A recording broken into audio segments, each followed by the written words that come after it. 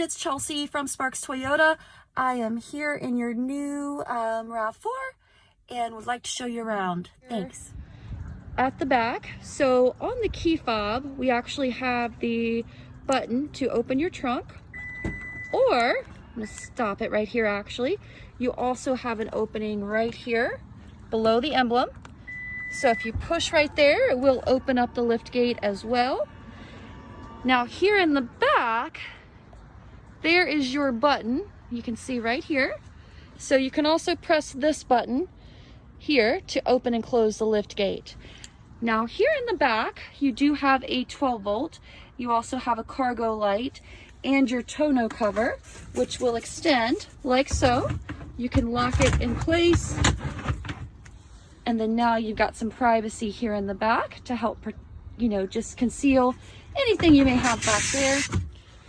Your all-weather cargo mat, and then underneath here, let me show you here, you've got your spare tire, wheel locks, and there is a bracket for the front plate. But pretty self-explanatory. Again, you do have an outlet here, a 12 volt. You also have some anchors here in the back to help tie down your cargo if needed. Let's take a look here inside. In the back. Let's start at the door. You do have a child safety lock here, so you would just push this down to activate, back up to deactivate. Here in the back, you do have the all-weather mat. You also have, of course, seating up to 5. You do have the rear vents and an additional 2 USB ports here in the back. Now to fold your rear seats, the easiest thing to do is, of course, first unbuckle the seat belts. And then to recline, you're just going to grab this lever here and then just pull the seat forward. Once it's down, of course, you can see you've got a 60-40 split, so you can keep 2 seats up or 1 down, or vice versa, all of them down at the same time. Now your Rav4 was also equipped with the paint protection film, which will help protect your doors, the inside of the door cups. You also have it on the mirror backs here. And as I'm outside, I'm also going to show you your blind spot monitors. So as long as this is turned on, you'll see a green BSM light on the dash. Your blind spot monitors will illuminate when somebody's in your blind spot, as long as you're above 30 miles an hour as the vehicle's moving. Let's take a look inside. Okay, so along the door here, we've got your lock, unlock, your window lock. You've got your 4 controls for the windows, and then this is for your hit the L here to adjust the driver's side mirror, right to adjust the passenger side mirror. And then to adjust, you would just increase the arrow up, down, or side to side. We also have your memory seats right here, which those are pretty easy to program. What you're going to want to do is get your seat in the correct position. So down here, to move the seat up, you're just going to push up like so, back down to recline the back of your seat, and then your lumbar support is right here. Now once you get the seat in the exact position you want, you're going to come over here, you're going to hold down the set button for roughly 2 seconds, so 1, 2, and then you're going to press 1 or 2. And then that is going to program your memory seats. All right, I'm going to turn your Rav4 on. So to do so, of course, you have to have the key in the car. You're going to put your foot on the brake and then just hit the power button. Okay, close the door here. So now I'm in the Rav4.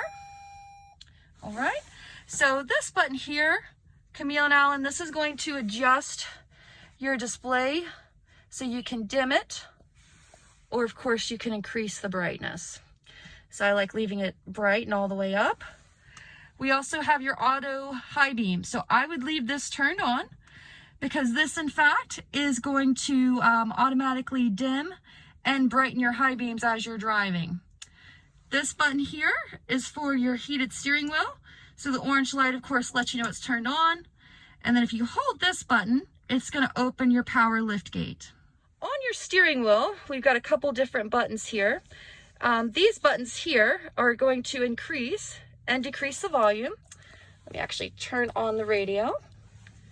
So now that we're on, you can see here at my fingertips, I'm increasing the volume. Now this button here, this is your voice command.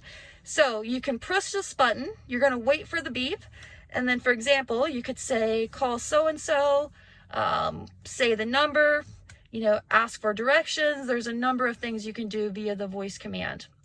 We also have this dial pad here, which this dial pad is going to go along with this screen here. So in between your speedometer and your tachometer, you have what's called your multi-information display. So let me start at the beginning. So on the first screen, and how I'm navigating is using these arrows. On this screen here, you have your digital speed, your distance to empty, outside temperature, time. If you scroll down, you can see your average fuel economy, which, don't worry, you'll average much higher. You just don't have any miles on your brand new RAV yet. You've got your eco indicator, and then back to your distance to empty. Now I can scroll left or right, but let's go right to the next screen.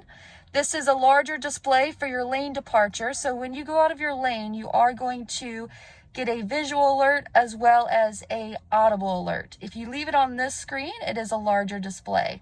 If I scroll to the right again, this is your trip information. You've got your settings, which would be the next screen here. And your settings, so this screen is pretty important. This is where you can go in and adjust your safety features. So LTA is your lane trace. Now you'll see at the bottom where it says hold OK. So on the steering wheel again, in the center of the dial, we have the OK. So I'm going to hold the OK button. Now I can go in and I can scroll up and down using that same arrow pad. And if I hit the OK, once it's highlighted, I can turn that on and off. So what we have here, lane center, this is going to keep you in the center of the lane when you have both the lane departure and the radar cruise active. Now, just a little point, when the lane departure is turned on, you're actually going to see that white indicator light there. That's letting you know it's on. Now, if we scroll down, we can turn the steering assist on or off. That's the element that's going to actually adjust the steering slightly if you go out of your lane. Sensitivity is left at an average. And then in sway warning, we can turn that on and off. That's going to monitor how much your lane departure is engaging. If it is, quite often you will get a message that says recommended brake time. Now at the bottom of the screen, you'll see where it's showing the option to go back. So I'm going to hit the back arrow on the steering wheel here to go to the previous screen. Now I can scroll down and I can turn off the pre-collision. Would not recommend. I would leave that on. We also have the option to turn off the blind spot monitors. Again, I would not recommend. I would leave those on.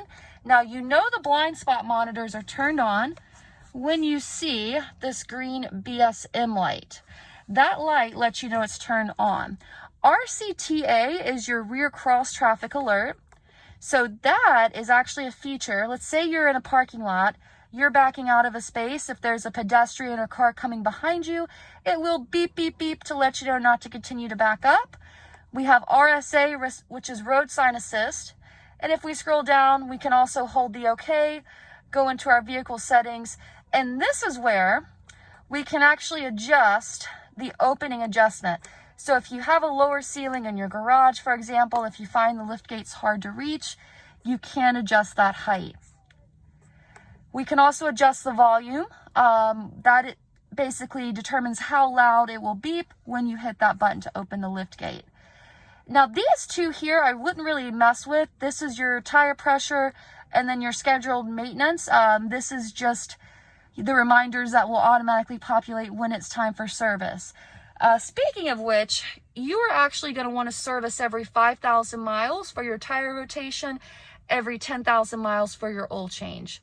And again, that is complimentary for the first 2 years or 25,000 miles at any Toyota dealer through Toyota Care. Before we move on to the center, just to kind of highlight these buttons again, so you have your volume, your dial pad correlates with your multi-information, the back arrow would take you to the previous screen.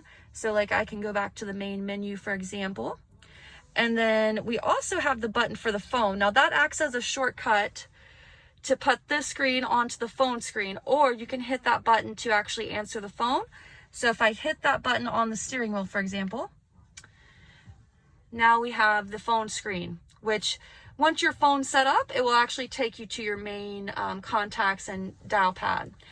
Now on the right side of the steering wheel, the mode button here, that will allow us to go, let me put it on audio, just so you can get the visual. So when I hit mode, we can go from AM to FM to XM through all the different options for music.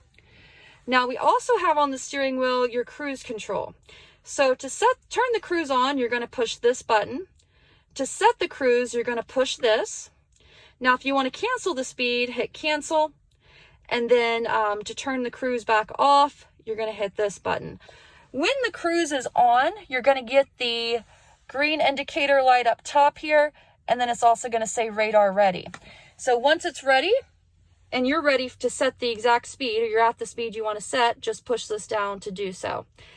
This here is a distance selector. So you can basically do a higher sensitivity, average, or a lower sensitivity, which will determine how quickly you brake when you're behind a vehicle. So when the cruise is set, it's going to automatically slow you down if you get too close. I recommend leaving it on the most sensitive, so you don't even have to touch it at all. And that would actually brake you sooner, allowing for the safest distance between you and the car in front of you. Let's move on down to the climate control here. So you have your auto, so you're going to push that to turn on. Now here we've got this knob here for your temperature, so you can adjust like so. If we want to adjust the passenger separately, we can just push this, or I'm sorry, twist it to adjust the temperature. If I want to match the driver, or I'm sorry, the passenger to the driver, I can now hit sync, and you can see it went to one temperature. Now your AC on or off is here. Down here, we also have your front defroster, rear, an eco heater cool mode. That's actually going to reduce the flow of the heater air slightly, or reduce the output to help improve with fuel economy. So this is a mode that I would recommend in using more in your milder climates. You've got your fan speed here, which you can adjust or increase or decrease. Your mode here, where you can go from the different fan directionals, your recirculation, and then here, this will, when this is turned on, it actually is going to limit the amount of airflow that goes through these vents here to just cool down the front of the vehicle quicker or heat it quicker. Now to turn the fan off, you're just going to hit the off button here. Okay, so up top here, we also have, or actually before we go there, let's take a look down here. So down here, we have your park brake, which you don't have to fool with that. That comes on automatically when you put it in drive, or I'm sorry, park. When you put the vehicle in drive, it will disengage. Your brake hold. This is actually kind of a cool feature. So to engage this, I'm gonna need to just put on the seat belt real quick. So it will actually not let you engage brake hold when you don't have your seatbelt on, just so you know. But you're going to, let's say you're in drive, okay? So you can see I'm in drive here. Currently, I have my foot on the brake.